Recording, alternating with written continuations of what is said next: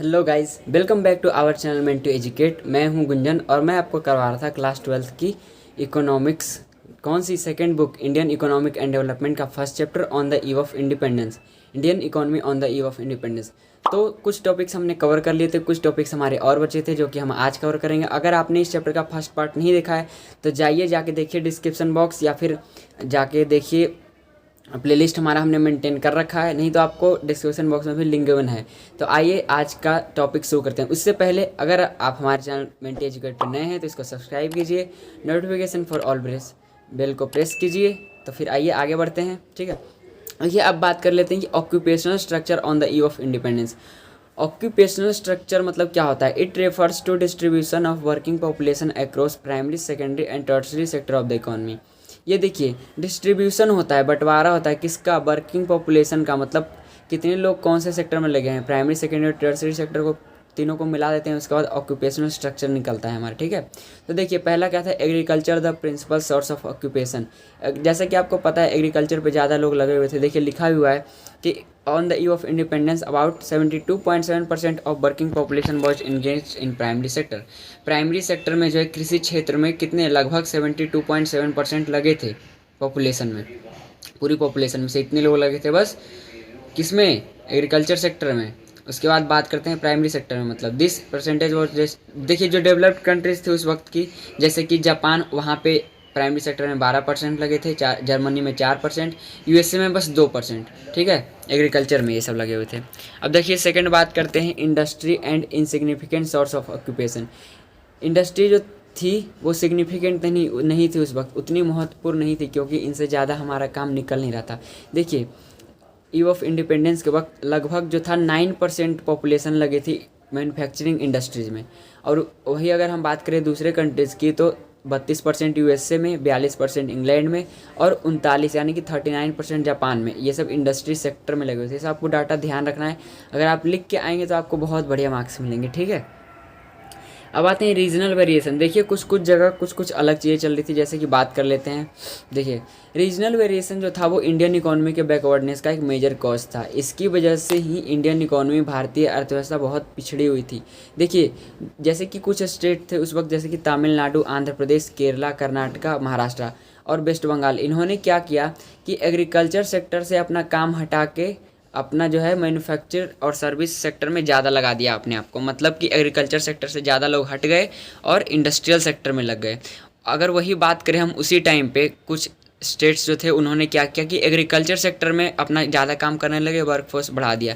जैसे कि वो स्टेट कौन कौन से थे? उड़ीसा, राजस्थान और पंजाब, ठीक है जी।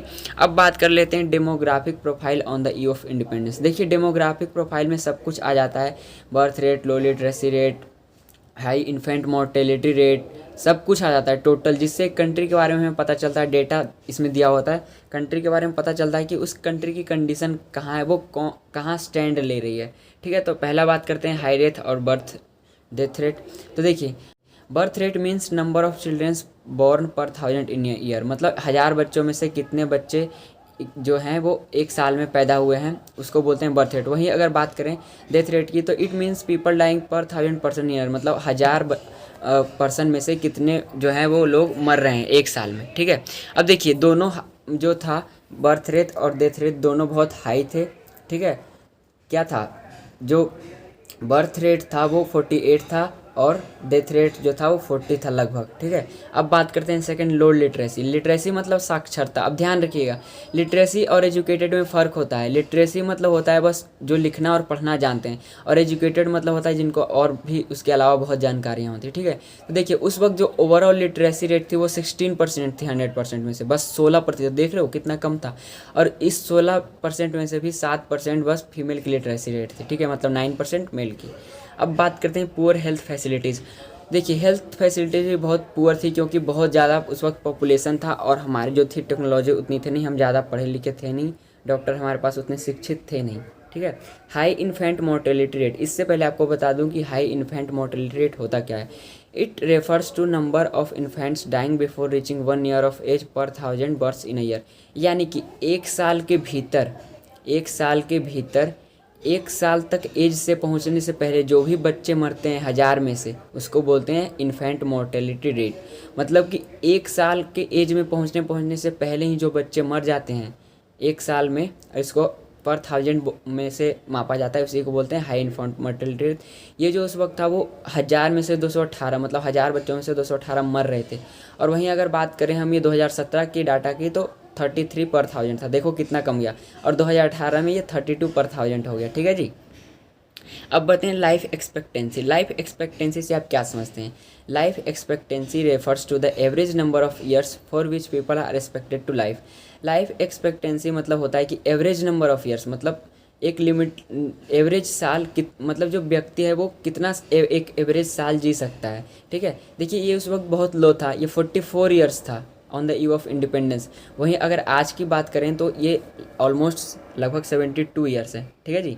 अब बात करते हैं वाइड स्प्रेड पॉवर्टी। ये सब आपको पॉइंट याद रखने हैं, बहुत काम आएगा, ध्यान आएगा। ठीक है, ध्यान रखना है। देखिए कॉलोनियल पीरियड के दौरान, ब्रिटिश पीरियड के दौरान बहुत ज़्यादा पॉवर्टी थी, बहुत ज़्यादा गरीबी थी इंडिया में, जिसकी वजह से स्टैंडर्ड ऑफ लिविंग जो थी कॉमन पीपल की वो बहुत ही लो थी, बहुत ही मतलब गरीबी छाई हुई थी। इसकी वजह से लोग जो है भूखे मर रहे थे, रोजगार नहीं था, इसलिए वाइड स्प्रेड पॉवर्टी थी, मतलब गरीबी थी वो बहुत ही फैली थी।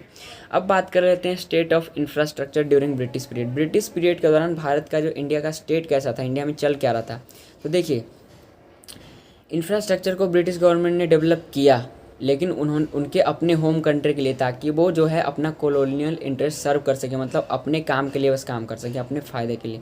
तो उन्होंने क्या क्या डेवलप किया था? Road, railway, air and water transport, communication. देखिए जो रोड आया था वो 1853 में, सॉरी जो रोड उन्होंने बनाया था वो ट्रांसपोर्टेशन के लिए, ताकि अपनी आर्मी को यहाँ से वहाँ ले आ सकें, रॉ मटेरियल को आगे ले आ सकें। अब सेकंड बात करते हैं रेलवेज़ की। ये आया था 1853 में, और पहला जो रेलवे चला था वो था मुंबई टू थाने, 24 या 32 किलोमीटर, यहाँ पे एक बार बुक में चेक कर लीजिए। ठीक है, और ये रेलवे लाया था उन्होंने आर्मी को मोबिलाइज करने के लिए, और अगर हथियार वगैरह एक जगह से दूसरी जगह भेजने होते तो उसके लिए। अब बात करते हैं एयर एंड वाटर ट्रांसपोर्ट की। एयर और वाटर ट्रांसपोर्ट वो इसलिए करते थे क्योंकि रोड वो हर जगह बना नहीं सकते थे, और मतलब अपने प्लेन से ले जाते थे रॉ मटेरियल, यहाँ से वाटर ट्रांसपोर्ट से लाते थे वो, वहाँ से फिनिश्ड गुड्स अपने कंट्री से।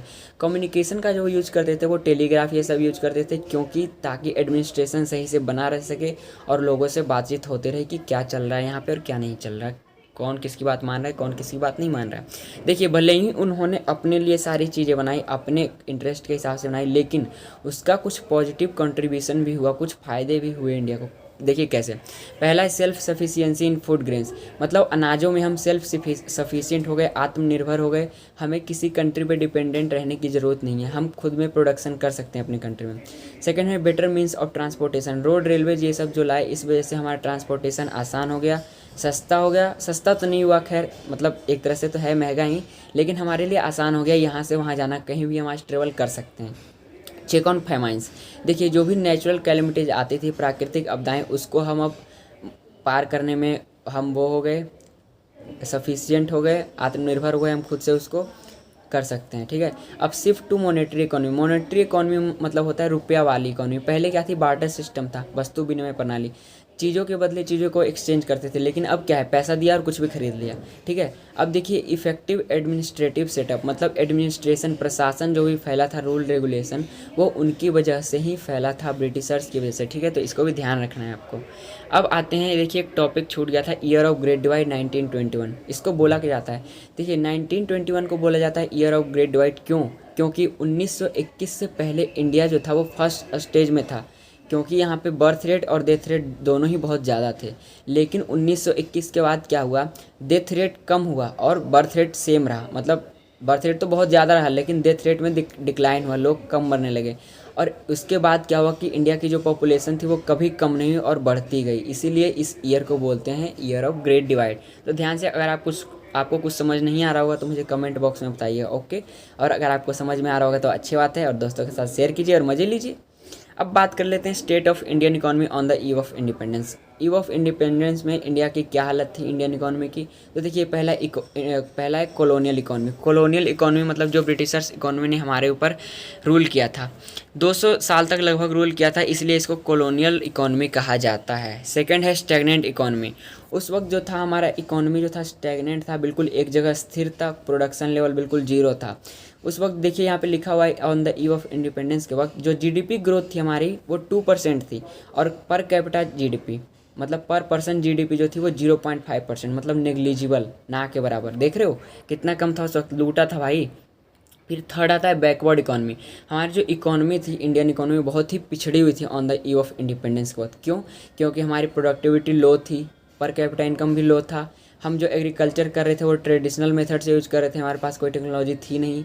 बर्थ रेट और डेथ रेट बहुत ज़्यादा था, और मास इलिटरेसी मतलब बहुत हुआ इकॉनमी छोड़ के गए थे, यूज्ड इकॉनमी, सब कुछ फीडर इकॉनमी थी उनके लिए हमारी इंडिया, ठीक है, इसलिए इसको बोलते हैं। और बहुत मतलब टाइम लगा हमें अपने पैरों पे खड़ा होने में, इंडिया को फिर से खड़ा करने में।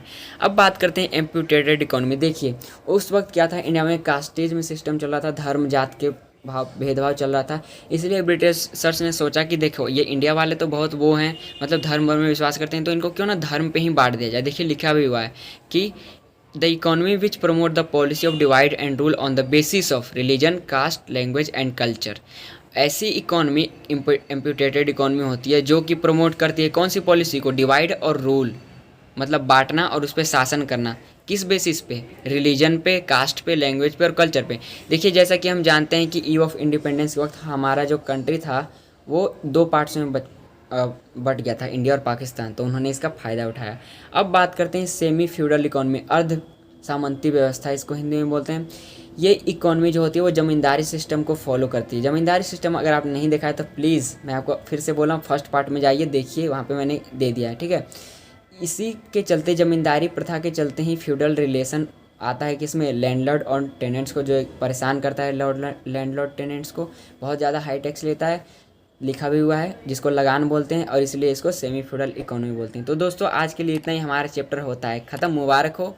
तो मिलते हैं नेक्स्ट वीडियो में, तब तक के लिए बाय बाय।